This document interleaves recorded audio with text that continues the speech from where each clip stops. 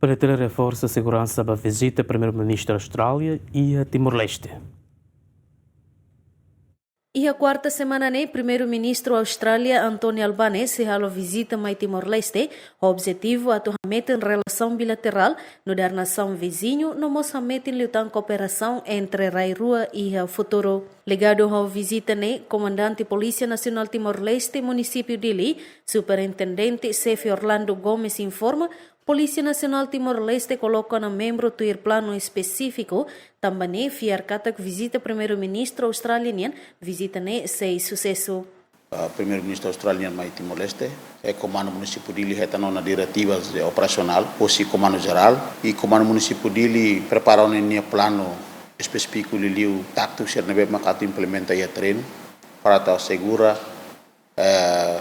visita mai no fila rodia.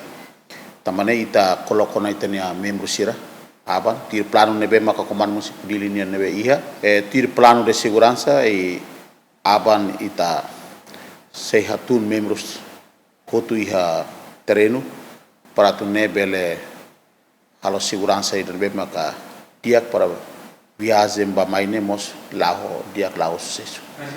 Itne estrada aeroporto mai bato iha itania Palácio Presidente, Palácio Governo, a ruta maquinane nebe ita pronto para ita segura e a dalansira não mostra ita halo patrulhamento para a recona ba questão de segurança nebe maka diak.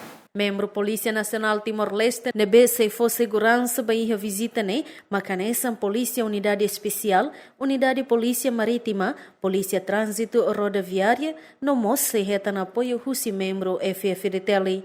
Juliana Maria, GMN.